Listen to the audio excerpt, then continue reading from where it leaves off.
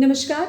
યુગ અભિયાન ટાઈમ્સમાં દરેકે દરેક પ્રેક્ષકોનું હાર્દિક સ્વાગત છે અને તેની સાથે સાથે જ મહિલા પ્રેક્ષકો જે આજે યુગ અભિયાન ટાઈમ્સના માધ્યમથી અમને જોઈ રહી છે તે દરેક મહિલાઓને ઇન્ટરનેશનલ વુમન્સ ડેની ખૂબ ખૂબ શુભકામનાઓ. જ્યારે આજે મહિલાઓ માટેનો સ્પેશિયલ દિવસ છે ત્યારે વાત પણ એવી જ મહિલા સાથે કરવી છે જે વડોદરા માટે, ગુજરાત માટે અને ભારત માટે આઈડિયલ સ્વરૂપ છે, જેઓના નકશાકદમ પર ઘણી બધી મહિલાઓ ચાલવાની કોશિશ કરે છે અને તે મહિલા એવી છે કે જેને વડોદરા માટે ઘણું બધું સારું કર્યું જ છે, પણ સાથે સાથે મહિલાઓ માટે હંમેશા કંઈક ને કંઈક કરવા માટે તત્પર રહે છે. તો આજે આપણી સાથે જોડાયા છે આઈપીએસ ઓફિસર ડૉક્ટર લીના પાટીલજી, જેઓ અત્યારે વડોદરા શહેરના એડિશનલ કમિશનર ઓફ પોલીસ પણ છે. તેઓનો કિંમતી સમય આજે અમને મળ્યો છે તે બદલ ખૂબ ખૂબ આભાર અને સાથે જ આજના દિવસની ખૂબ ખૂબ શુભકામનાઓ છે. જ્યારે એવો એક પર્ટિક્યુલર દિવસ આવે જ્યાં મહિલાઓને સેલિબ્રેટ કરવામાં આવે, તેઓની છબીને સેલિબ્રેટ કરવામાં આવે, તેવામાં આજના સ્પેશિયલ દિવસ માટે અને આજની જે થીમ છે તેના માટે કંઈ કહેવું હોય તો શું કહેશો? પહેલાં તો સૌથી આપના ચેનલના માધ્યમથી હું તમામ બહેનોને, દીકરીઓને ઇન્ટરનેશનલ વિમેન્સ ડેના શુભેચ્છાઓ પાઠવું છું. સાથે જ આ વર્ષની 2026ની જે થીમ છે એ ગીવ ટુ ગેઇન છે.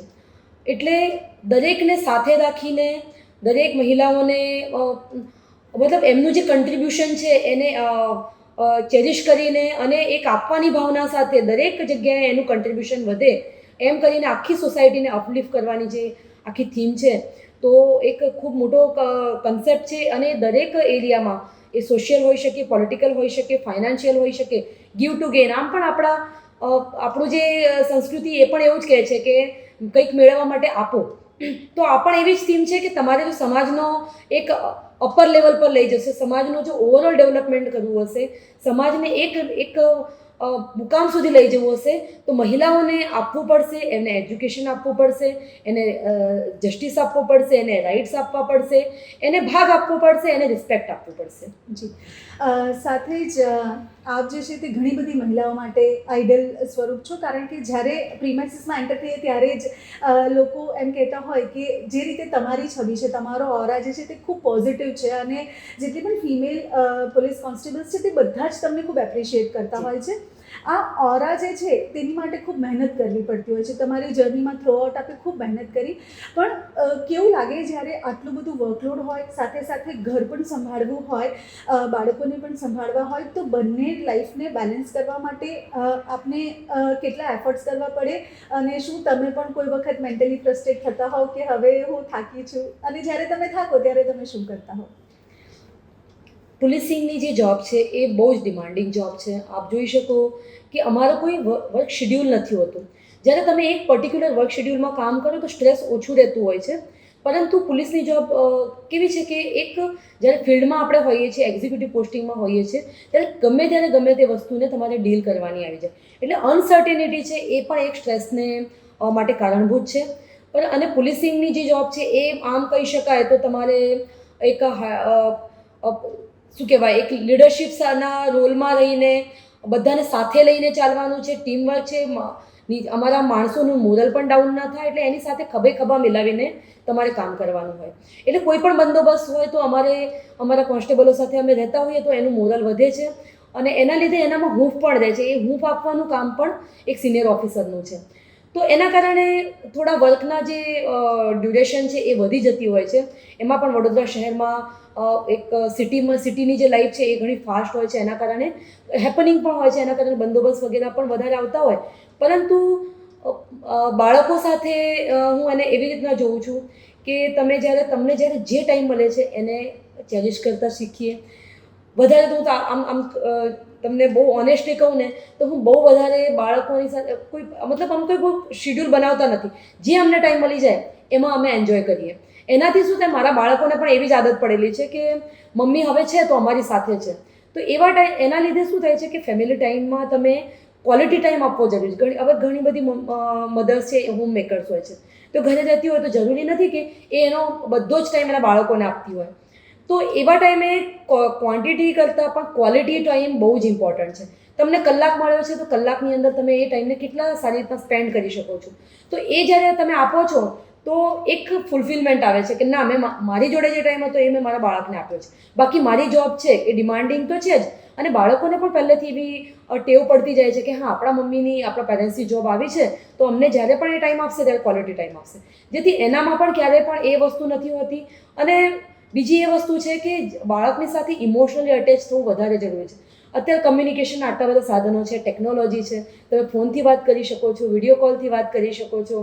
કદાચ બીજા મમ્મીની જેમ બાળક ઘરે આવે ત્યારે હું નથી જોતી ઘરે, પણ અમારું જે નાનું બાળક છે એ બહુ ડિમાન્ડિંગ છે, તો એ ઘણી વખત કે ના મમ્મી આજે તું મને સ્કૂલ પર લેવા જાવ, તો જ્યારે ટાઈમ મળી જાય ત્યારે તમે સરપ્રાઈઝ એને લેવા જતા રહ્યા, તો એનાથી ખુશ થઈ જાય છે.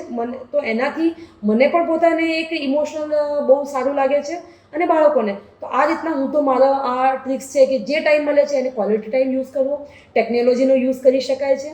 અને તમે ઘણી વખતે શું એવા પણ ચાન્સીસ હોય છે કે જેમાં તમે બાળકની સાથે રાખીને એ કરી શકો, કોઈ રિપોર્ટ બનાવો છો તો બાળક છે, તો એના માટે માનસિક તમારું જે છે એ સ્ટ્રેસ ફ્રી રહેવું વધારે જરૂરી છે, કારણ કે કામ તો રહેવાનું જ છે. સાથે સાથે ઘણી બધી મહિલાઓ જે હોય છે તે ખૂબ જલ્દી ડિપ્રેસ થતી હોય છે. આમ પ્રમાણ જોવા જઈએ ડિપ્રેશનનું તો મેલ કરતાં ફિમેલમાં ઘણીવાર વધારે હોય છે, અને હતાશ મહિલા ત્યારે અનુભવતી હોય જ્યારે એકલતાનો અનુભવ કરતી હોય છે, અને એ ડિપ્રેશનના લીધે ઘણી બધી મહિલાઓ ખોટા કદમ પણ ઉઠાવી લેતી હોય છે. તો મહિલાઓને એવો શું સંદેશ આપવા માંગશો જેનાથી તે લોકો થોડીક સ્ટ્રોંગ ફીલ કરે અને જે પગલાં તે લોકો ભૂલમાં લઈ રહ્યા છે, જે લોકો હતાશ થઈને લઈ રહ્યા છે તે ન લે? બહુ મહત્વનો મુદ્દો તમે બેન ડિસ્કસ કરી રહ્યા છે. આપણે ડિપ્રેશન છે એ બંને જેન્ડરમાં થઈ શકે છે, પણ મને ક્યાંક ને ક્યાંક એવું ફીલ થાય છે કે મહિલાઓ વધારે પડતી બધી જ રીતના ડિપેન્ડન્ટ હોય છે. એ ઇમોશનલી ડિપેન્ડન્ટ હોય છે, એ ફાઇનાન્શિયલી ડિપેન્ડન્ટ હોય છે, એ સોશિયલી ડિપેન્ડન્ટ છે. પણ એમાં ફાઇનાન્શિયલ ડિપેન્ડન્સી જે એ ફેક્ટર બહુ મોટું છે. જ્યારે તમે કોઈ વસ્તુથી હતાશ થાવ છો, કોઈ બ્રેકઅપ થાય છે, કોઈ બીજા ઇશ્યુઝ થાય છે, તો જો તમે પોતે જો પોતાના ઉપર નિર્ભર હશો, ફાઇનાન્શિયલી સ્ટ્રોંગ હશો, તો આ રેશિયોને ક્યાંક ને ક્યાંક ઓછો કરી શકાય છે. એટલે પહેલાં તો હું એ જ કહીશ કે મહિલાઓએ ફાઇનાન્શિયલી સ્ટ્રોંગ થવું જોઈએ, આર્થિક રીતે સદ્ધર થવું જોઈએ, જેનાથી કદાચ કોઈ વસ્તુ એવી જીવનમાં આવી પડે છે, એ પુરુષોના પણ જીવનમાં આવે છે, પરંતુ તેઓ કંઈક ફાઇનાન્શિયલી ડિપેન્ડન્સી એમનામાં બહુ ઓછી હોય છે, આપણે મતલબ લેસ પર્સન્ટેજમાં હોય છે. પરંતુ જો એ ઇકોનોમિકલી સ્ટ્રોંગ હશે ને તો આ પ્રમાણ 100% આપણે એને રિઝલ્ટ મેળવી શકીશું. બીજી વસ્તુ હું એ કહેવા માગીશ કે કોઈ પણ વસ્તુ મહિલાઓનો ઇમોશનલ જે છે એ ક્વેશ્ચન થોડો એ રીતના હોય છે કે જલ્દીથી એ હતાશ થઈ જાય છે, જલ્દીથી રડવું જલ્દી આવી જાય, જલ્દી ડિસ્ટર્બ થઈ જાય. તો આની અંદર એક જ ઇલાજ છે કે તમારે મેન્ટલી સ્ટ્રોંગ રહેવું પડે. જો આપણે કોઈ કામમાં બિઝી હોઈએ, કોઈ આપણે એકલા બેઠા હોઈએ અને આપણે કોઈ તકલીફ આવે તો શું થાય કે આપણે કન્ટિન્યુઅસ એનો જ વિચાર કરી રાખીએ. પણ જો આપણે ક્યાંક બિઝી હોઈએ, આપણે કામ ધંધો કરતા હોઈએ, કોઈ ઇકોનોમિક એક્ટિવિટીમાં કે કોઈ બીજી સોશિયલ પ્રવૃત્તિ, કોઈ પણ પ્રવૃત્તિમાં જો આપણે જોડાયેલા હોઈએ તો આપણે વિચાર આવવાનું, કારણ કે પછી તમારું માઇન્ડ ડાયવર્ટ થઈ જાય છે. તો આ પણ પ્રશ્ન વધારે રહે છે બહેનોમાં કે સતત વિચાર કરી રાખવાનો એકના એક વિષય પર. તો આ પ્રવૃત્તિને છોડવા માટે એક જ છે કે એને ડાયવર્ટ કરવું. તો આ બે ત્રણ જે વસ્તુઓ છે એના માટે હું એક જ સંદેશો આપવા માંગુ, કોઈ પણ વસ્તુ એવી નથી હોતી કે તમે તમારા જીવનને લઈ લો, કે ભગવાને આપેલું આ જીવન છે, ઈશ્વરે આપેલું છે, એને લેવાનો આપણને કોઈ અધિકાર નથી. કુદરત આપણને સ્ટ્રોંગ બનાવવા માગે છે. કોઈ પણ પરિસ્થિતિ આવે છે તો એમાંથી બહાર નીકળવા માટે ઘણા બધા રસ્તા હોઈ શકે. કદાચ તમને રસ્તો ના મળે, તમે કાઉન્સેલર્સ હોય છે એની હેલ્પ લઈ શકો છો. અમારા મહિલા પોલીસ સ્ટેશનની બહેનો પણ કાઉન્સેલિંગ કરતી હોય છે. Police station base support system પણ છે, શી ટીમ્સ પણ છે. એની ટાઈમ તમે એમને બોલાવી શકો છો, 112 પર ફોન કરી શકો છો, 181 ઉપર ફોન કરી શકો છો. અને અહીંયા પણ મને ઘણી વખતે બહેનો આવીને મળે છે, તો અમને જે ટાઈમ મળે એમાંથી પણ અમે એને કાઉન્સેલિંગ કરતા હોઈએ છીએ કે બેન તું આ રસ્તો વિચારતી હતી, પણ આટલા બધા રસ્તા એમાંથી નીકળી શકે છે. તો લાઈફમાંથી એક રસ્તો નેગેટિવ ચૂઝ કરવા, એના જગ્યાએ ઘણા બધા પોઝિટિવ રસ્તા છે. એના માટે અમે સપોર્ટ કરવા માટે બેઠા છીએ. You can come any time. અને હું તો પર્સનલી મારા લેવલ પર કહું છું કે બહેનોને તો અમે કહેતા હોઈએ છીએ તમે ગમે ત્યારે અમારી જોડે આવો, અમે તમને રસ્તા બતાવીશું, તમને કેવી રીતના ફાઇનાન્શિયલી સ્ટ્રોંગ થવાનું છે એ પણ બતાવીશું, અને કોઈ પરિસ્થિતિ છે તો એમાંથી શું રસ્તો કાઢી શકાય એનું પણ ગાઈડન્સ આપીશું. સાથે સાથે છેલ્લો પ્રશ્ન એ પણ કહીશ કે ફાઇનાન્શિયલ ઇન્ડિપેન્ડન્સ બહુ જ ઇમ્પોર્ટન્ટ છે. આજકાલ સોશિયલ મીડિયાનો જમાનો આવી ગયો છે અને મહિલાઓ જે છે તે પોતાના પગભર ઊભી થઈ રહી છે, અને હવે ફિમેલ્સ પણ એ બધા જ ક્ષેત્રમાં આગળ વધી રહી છે. પણ તેની સાથે સાથે ઘણી બધી મહિલાઓ જે છે તે ઘણી વખત સક્સેસ માટે અને સારા ફેમ માટે ખોટા રસ્તા પણ પસંદ કરી લેતી હોય છે. તો ત્યાં એ લોકોને અટકાવવા માટે કેવા અભિયાન શરૂ કરવા જોઈએ કે એ લોકોને એ રીતે સક્ષમ કરવા માટે કઈ રીતની એક્ટિવિટીઝ કરવી જોઈએ જેથી તેઓને ખબર પડે કે ખોટું શું છે અને સાચું શું છે અને કયા માર્ગ પર જવાથી આપણને સક્સેસની સાથે સાથે રિસ્પેક્ટ પણ મળશે? આ જે પ્રશ્ન છે સોશિયલ મીડિયાનો, આપ જોઈ રહ્યા છો કે સોશિયલ મીડિયા ઉપર જે સાયબર ક્રાઇમ થાય છે એની અંદર એક ફાઇનાન્શિયલ ફ્રોડ થાય છે, સાથે સાથે સ્ટોકિંગ છે, મહિલાઓના ન્યૂડ ફોટોગ્રાફ્સનો ઉપયોગ કરીને બ્લેકમેલિંગ છે, અને આ ટાઈપના આને લગતા જે પણ ક્રાઇમ થઈ રહ્યા છે એમાં અમે મહિલા પોલીસ સ્ટેશન તરફથી, વડોદરા સિટી પોલીસ તરફથી અભિયાન ચલાવી જ રહ્યા છીએ. અને આપને ખ્યાલ હોય તો અલગ અલગ સ્કૂલોમાં અમે આના માટેના સેમિનાર લેતા હોઈએ છીએ, અને અમારી બહેનો અશી ટીમની બહેનો છે એ પણ જઈને સમજાવતી હોય છે કે આ ટાઈપનું જે ઇઝી તમે કોઈ પણ વસ્તુ હશે તો એની અંદર એક ટ્રેપ છે એક પ્રકારની. તમે જે કીધું કે આ રીતના સોશિયલ મીડિયા ઉપર ખોટા ફાસ્ટ પ્રસિદ્ધિના ચક્કરમાં આ રીતના એ લોકો ટ્રેપમાં ફસાઈ જાય છે, તો હું એમને ખાસ કહીશ કે ક્યારેય પણ કોઈ ઇઝી વે તમને સક્સેસ અપાવતો નથી. દરેક વસ્તુ માટે મહેનત કરવાની જરૂર હોય છે. તો જ્યારે તમે મહેનત કરો છો તો એનું રિઝલ્ટ મળે જ છે, 100% મળે છે. પહેલી વસ્તુ તો એ. જ્યારે પણ આપણે શોર્ટકટ અપનાવીએ છીએ તો એ એક ટ્રેપમાં પડ્યા પછી એ બહેનો અમારી પાસે આવીને એટલી ખરાબ પરિસ્થિતિમાં મુકાઈ જાય છે કે અમને એનામાંથી બહાર કાઢતા અને બધી જ રીતના બહાર કાઢતા ઇમોશનલ ટ્રોમામાં પણ જતી રહે છે. જેથી આ રસ્તા ઉપર તો ન જ જવું જોઈએ. એના માટે અમારા અલગ અલગ પ્રોગ્રામ્સ ચાલતા જ હોય છે. અમે એના માટે કાઉન્સેલિંગ પણ કરીએ છીએ. ઇવન આવી રીતના જે ટ્રોમામાં ગયેલી હોય એમાં અમે SSG હોસ્પિટલમાં જે સાયકોલોજી ડિપાર્ટમેન્ટ છે એની અંદર પણ એનું કાઉન્સેલિંગ કરાવીએ છીએ. પણ અમારી એક અપીલ એક જ રહે છે કે જ્યારે પણ તમને એવું કંઈ ધ્યાન પર આવે કે તમારી સાથે કંઈ ખોટું થઈ રહ્યું છે, સોશિયલ મીડિયા ઉપર ખોટું થઈ રહ્યું છે કે અન્ય રીતના પણ, તો તમે અમારી જોડે આવો. અમે એને કોઈ પણ એવી વસ્તુ નથી કે અમે એને શોધી ન શકીએ, કારણ કે સાયબરની એક સાયબર પ્રિન્ટ છોડી જતા હોય છે, એનાથી પણ અમે આઈડેન્ટિફાઈ કરી લેતા હોઈએ છીએ ગુનેગારોને. તો એક તો પહેલી વસ્તુ એ કે મહેનતનો કોઈ વિકલ્પ નથી. You have to work hard for success. એ દરેક માટે લાગુ છે, એ મહિલા હોય કે પુરુષ હોય. બીજી વસ્તુ એ કે કોઈ લોભામણી એમાં આવીને એની અંદર જ્યારે આપણે ફસાઈ જઈએ છીએ અને જ્યારે ધ્યાન પર આવે છે તાત્કાલિક તમે પોલીસનો સંપર્ક કરી શકો છો. સાયબર ક્રાઇમ પોલીસ સ્ટેશનનો પણ કરી શકો છો, મહિલા પોલીસ સ્ટેશનનો પણ કરી શકો છો. અને આ ઉપરાંત જ્યારે તમને આ રીતના કોઈ નથી સાંભળતું, તમે સિનિયર ઓફિસર્સને આવીને પણ કહી શકો છો. તો મારો બહુ ક્લિયર સંદેશ છે, મહેનત કરો, અને છતાં પણ જો તમે કોઈ જગ્યાએ ભરાઈ ગયા છો તો તમે પ્લીઝ પોલીસને આવીને મળો. સાથે જ 8 માર્ચની ઉજવણી સ્પેશિયલી અહીંયા ફિમેલ કોન્સ્ટેબલ સાથે આપ કઈ રીતે ઉજવવાના છો, અને એવા કોઈ પ્લાન્સ છે જ્યાં બધી જ મહિલાઓ ભેગી થઈને આજના દિવસને એક યાદગાર મોમેન્ટ બનાવી શકે, કે પછી એવો દિવસ હોય કે ખૂબ સારો સંદેશ બહાર જઈ શકે? અમે તો રોજે મળતા જ હોઈએ છીએ બેન. અમારું રોજનું સેલિબ્રેશન છે. આપ જોઈ શકો છો નીચે ASD યુનિટ છે, શી ટીમનું છે. રેગ્યુલર અમારા સુપરવિઝનમાં અને સિટી સાહેબના સુપરવિઝનમાં એ કામગીરી ચાલી જ રહી છે. મહિલા દિવસના દિવસે ઘણા બધા પ્રોગ્રામ્સ છે જે હું અટેન્ડ કરવાની છું, અને મારી બે જે દીકરીઓ છે, બહેનો છે, એની સાથે પણ અમે સેલિબ્રેટ કરીશું. પરંતુ એક સંદેશ હું ખાસ આપવા માગીશ કે હમણાં જ આપણે વાત થઈ કે મહિલાઓ જે પોતે ક્યાંય પણ એવું કોઈ પણ ક્ષેત્ર નથી કે એમાં એ જઈ ન શકે.